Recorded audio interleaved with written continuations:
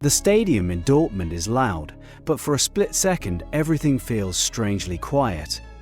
It is the 1974 World Cup. The Netherlands against Sweden. A slender man in a bright orange shirt with the number 14 on his back receives the ball near the corner flag. He is facing away from the goal.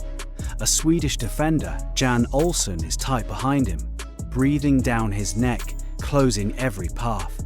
To any other player, this is a dead end.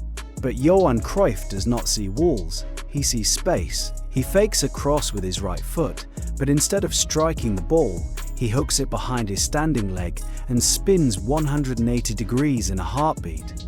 Olsson is left frozen, a ghost haunting a spot where a man used to be. The crowd gasps. It isn't just a dribble, it is a declaration. In that moment, the world realizes that football is no longer just a game of running and kicking. It is a game of geometry, of deception, and of art. This is the Cruyff turn. It is the moment the world remembers. But this is not where the story began. To understand the turn, we have to go back to the streets of Amsterdam, where a skinny boy was learning to see what others co-op. Johan was born in 1947, just a few hundred meters from the De Meer Stadium, the home of Ajax. Amsterdam was recovering from the war, and the streets were his first classroom. His father Manus ran a small grocery store. His mother Nell helped out. They weren't rich, but they had enough. Young Johan was scrawny, with legs that looked too thin to carry him. He spent every waking hour with a ball at his feet. He didn't play on lush grass. He played on the curbs, the cobblestones, and the narrow sidewalks.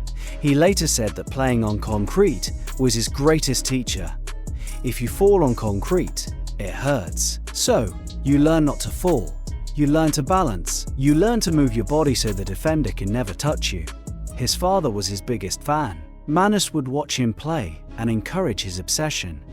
But when Johan was only 12 years old, tragedy struck. His father died of a heart attack. The grocery store had to be sold. His mother took a job as a cleaner at the Ajax Stadium to make ends meet. Johan's world collapsed, but his connection to football deepened. The stadium became his second home. The groundsmen became his father figures. He didn't just play for Ajax, he belonged to them. By the time he was 15, people at Ajax were whispering about the cleaner's son. He was still thin, almost fragile, but he had a strange authority on the pitch. He wasn't just a winger or a striker, he was a conductor. He would point, shout, and tell older players where to stand. He saw the pitch as a map. He made his first team debut at 17. Ajax was struggling near the bottom of the league, a club with no real identity. Then, a man named Rinus Michels became the manager. Michels was a disciplinarian, a man of order. Cruyff was a rebel, a man of instinct. It should have been a disaster. Instead, it was the most important meeting in football history. Michels realized that Johan's brain worked faster than anyone else's. He stopped trying to force Johan into a position. Instead, they began to develop a new philosophy: total football. The idea was simple, but revolutionary. If a defender moves forward, a midfielder drops back. Everyone can play everywhere. The only thing that matters is the space. Cruyff was the heartbeat of this experiment. He was the only one who truly understood how to manage the chaos. The late 60s and early 70s belonged to Ajax. With Cruyff at the centre, they transformed from a small Dutch club into a continental giant. They won 3 consecutive European Cups from 1971 to 1973. It wasn't just that they won, it was the way they did it. They played with a swagger and a beauty that had never been seen.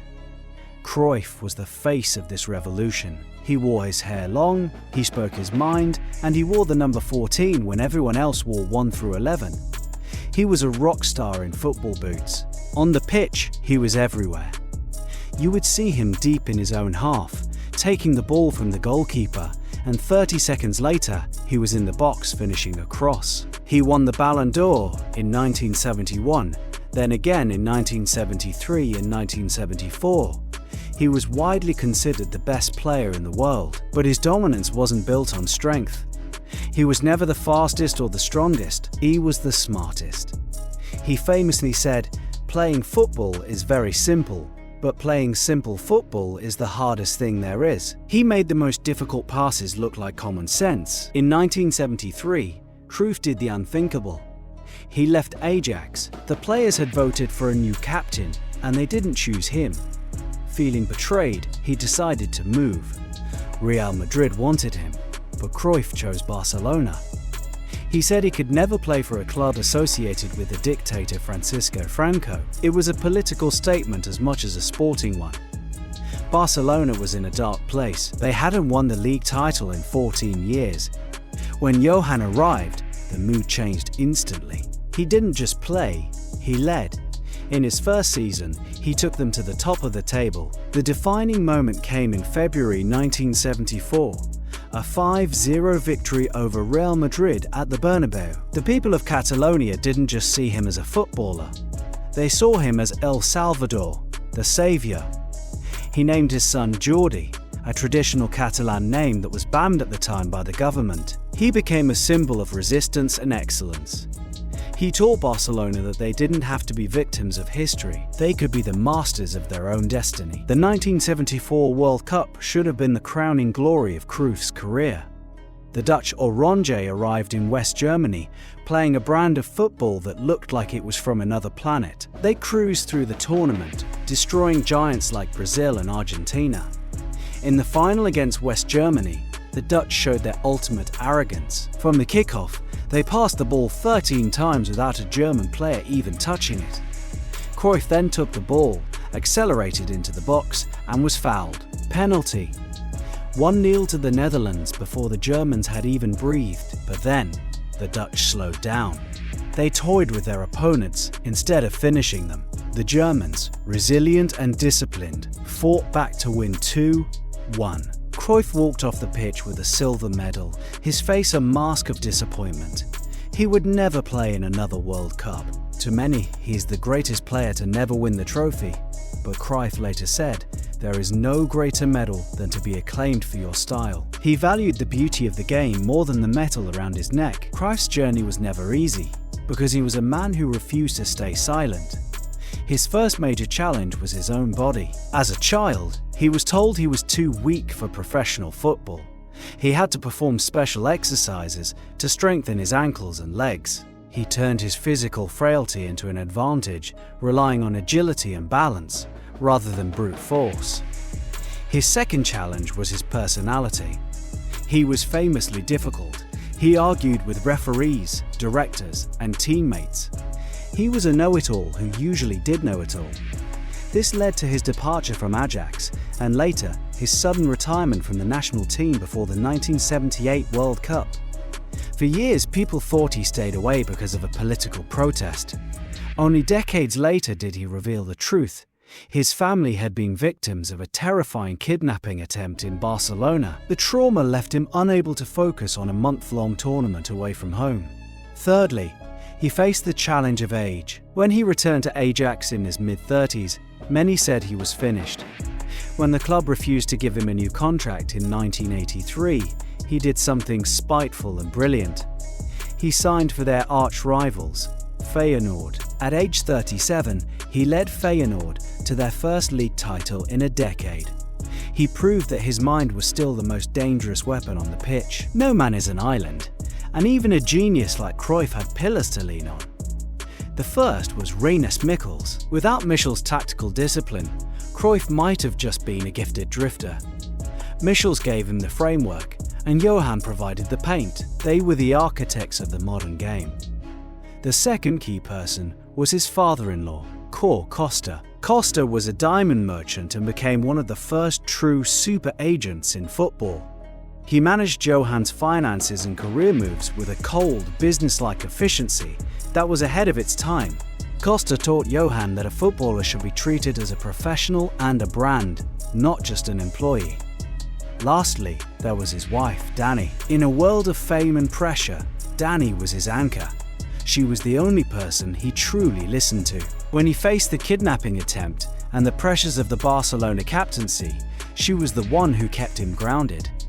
Cruyff was a rebel to the world, But at home, he was a man who valued the quiet safety of his family above all else. When Cruyff stopped playing, he didn't leave the game. He reinvented it again as a manager. He returned to Ajax and then to Barcelona, where he created the dream team. He took everything he learned on the streets of Amsterdam and turned it into a coaching manual. He moved the goalposts, literally. He told his goalkeepers they had to play with their feet. He told his defenders they had to be playmakers. He promoted a scrawny kid named Pep Guardiola from the youth academy because he saw a reflection of himself. A player who wasn't strong, but who was fast in the head. His legacy as a manager is perhaps even greater than his legacy as a player. He didn't just win trophies, he established a culture. Every time you see a team like Barcelona or Manchester City dominating possession today, you are seeing the ghost of Johan Cruyff.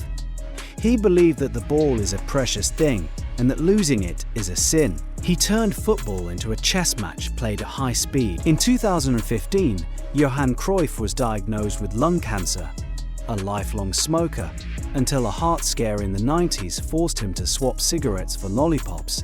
He faced his final illness with the same confidence he showed on the pitch. He said he felt like he was winning 2-0 at halftime. He passed away in March 2016 at the age of 68. The football world stopped.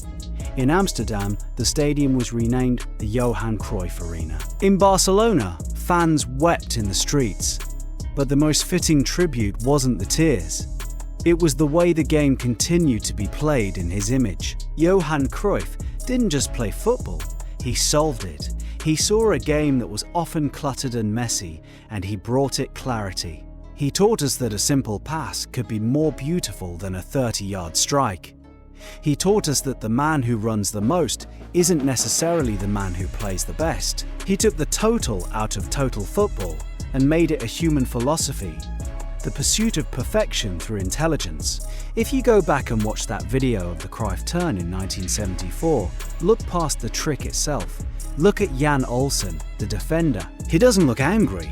He looks confused, almost amazed. He had been beaten by something he didn't know was possible. Cruyff once said, "In a way, I am probably immortal." It sounded arrogant at the time, as many things he said did. But as the years pass, we realize he was simply stating a fact. Every time a young player looks for space, every time a coach asks his goalkeeper to pass the ball, every time a fan appreciates the geometry of a perfect counter-attack, Johan is there. He started as a skinny boy on the curbs of Amsterdam, grieving a father and clinging to a ball. He ended as the man who drew the blueprint for the modern game. He gave us more than goals. He gave us a way to see the world. We remember the turn, we remember the orange shirt, and we remember the number 14. But most of all, we remember the feeling that, with him on the ball, anything was possible. The game is faster now, and the stadiums are bigger, but the ghost of the scrawny boy from Amsterdam still lingers near the corner flag, waiting to turn the world upside down one more time. Thank you, Johan Cruyff.